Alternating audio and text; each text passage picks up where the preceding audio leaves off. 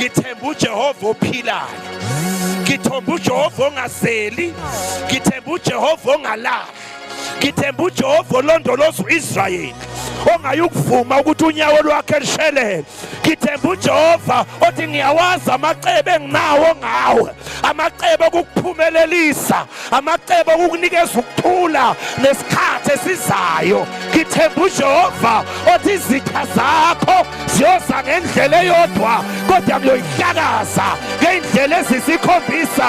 Sithemba uJehova obhale encwadini kaDavida Mahubo 91 wathi owakhile emagcekeni sikaSimakade uthi uJehova uyinqaba yami, uJehova uyisiphephelo sami. Uthembeni kuseni,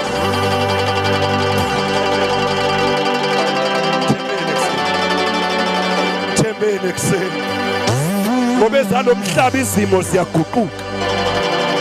Ayi bazalwane, izinto zalo mhlaba ziyashabalala. Okunye bengathi usukubambile, mawuthi ukubambile kuyaphunyuka. Okunye bengathi usunakho, mawuthi usunakho sekushabalela. Kodwa uthi uDavide ethi sithembe igama likaJehova.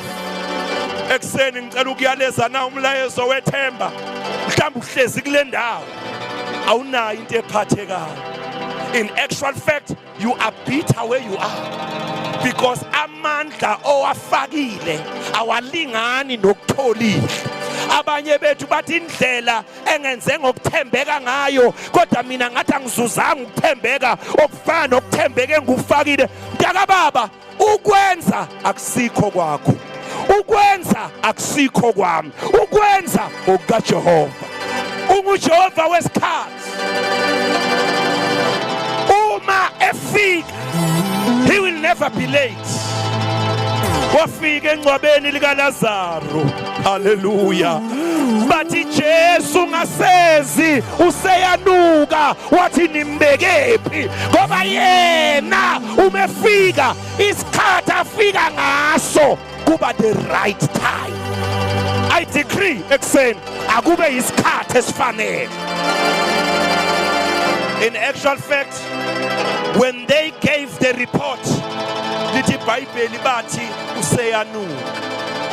Sinjani isimo sakho kulo August? Sinjani isimo sezimali zakho kulo August? Sinjani isimo senhlala kahle yakho kulo August? uJesu useyabaphendula uthi kubantu akunakwenzeka, kodwa kuNkulunkulu